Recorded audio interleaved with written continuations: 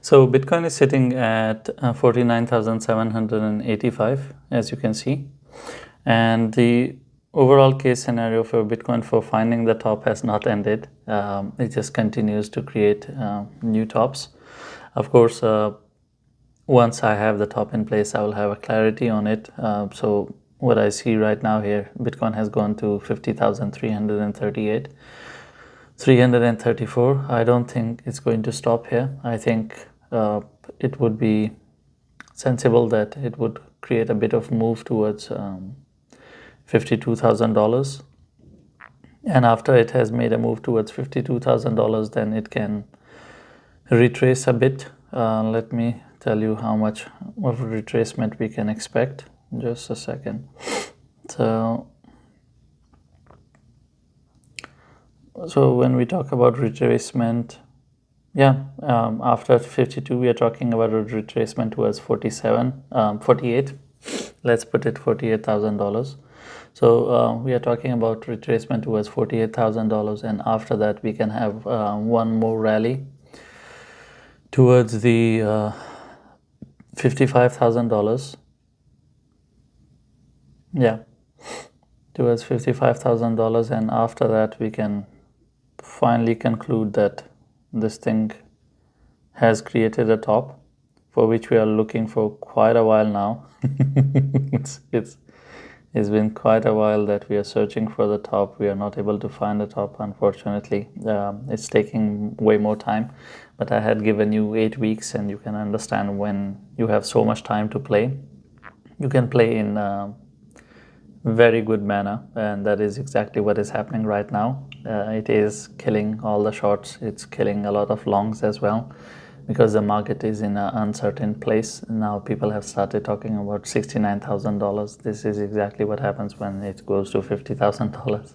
People start talking about $69,000, that it is going to go there.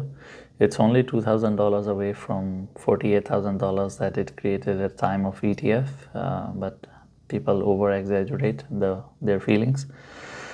So I think 55 would be nice as a stopping point, but not for this run. For this run, I think it would be sensible to say it's going to make an attempt towards 52. Then a bit of correction towards 48. And then again, it will rally. When it is correcting towards 48, people will think it's over. Then it will again rally. And this time, hopefully, it will stop somewhere at 55. That will be like $7,000 away from 48, which makes sense. And that pretty much now makes sense in terms of the drop as well. So if we are talking about $55,000, okay, yeah. now the 60% drop, when you look at it, it's at $33,000. So now the drop is more sensible, it's more reliable.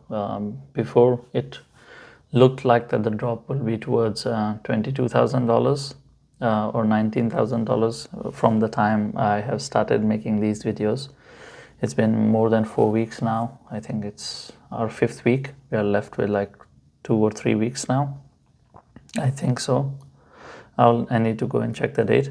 But from that perspective, when you look at it, if it stops around 55, that makes sense that a drop from there would be at 33, and 32 being its love of all life, being the massive support. That would make sense from that perspective. And then from 32, we can finally make one more rally, and that would be towards the $60,000, and hopefully we will create a new all-time high before the halving.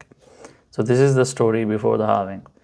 Once we have done that, then what will happen is that it will go and maybe hit 70K, because 69 was a high. So let's say it hits 70K, and then what would happen is that I'm expecting that it will drop again. But you need to understand that even if it drops 40% after $70,000, that would be that wouldn't give you these prices again, because a 70% drop will land Bitcoin at 42. So you can say it can pretty much land at 44. 44 is a support, and that is again a sensible place to land. It's simple. It says 42, so it makes sense that 42, 44. I'll find where it can land, but you need to understand that from that perspective, it makes sense that it will land there. And yeah, I think now the overall narrative is playing out pretty well. The only other argument that people present here is that they're saying that when it goes to 55, it's not going to look back and test 32, and is going to go and directly go towards 69. My only question is that if it's not going to do test 32 now, when is it going to test it? So the testing, it needs to happen. I think we haven't tested 32. Just a second, okay? We haven't tested 32K. Yeah, we haven't tested it. Once we broke out, we broke out. Let me check if there was any form of testing. Nope. You see, let me show you. So you see this candle on a daily. I hope I could show you.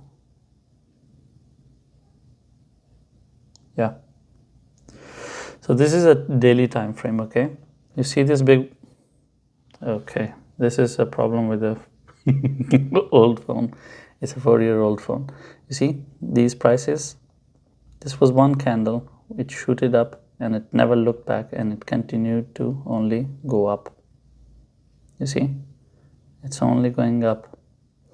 So it never tested 32K. And whatever I have learned from Bitcoin with all my experience, so this one shot from $30,000 straight to 34 in one day, and this is a one-day candle. So what I have learned from Bitcoin with all this time that I've spent with Bitcoin from 2016 up till now, but of course the learning period, actual learning, was 2020 till now, that Bitcoin always likes to go back and test its ranges. So 32K has been support for Bitcoin for quite a long time. It was turned into a resistance, so that is kind of a critical point for a lot of people. So it is only sensible to think that it should come back and test it to assure that now this has actually turned into a support. It is a very solid support to stand on, and then it can rally from there. So that's my overall perspective. My overall perspective, if I have to summarize it for you, according to me, again, I expect it to go to 52 from here. Then I expect a drop towards 48. Then I expect another rally towards 55. Then I expect a drop towards 32. It can be 33, whatever. And then after that, I expect a rally towards $70,000. And then we would be done with the halving. Then it will drop, and it will drop towards 44. So, and then it will start going sideways throughout. That's the overall story, if I have to give you a bit of bigger picture on Bitcoin, because I know everyone is confused about the market at this point. So I decided not to give you the 24-hour perspective, rather give you the next 2 months perspective as what do I expect to happen.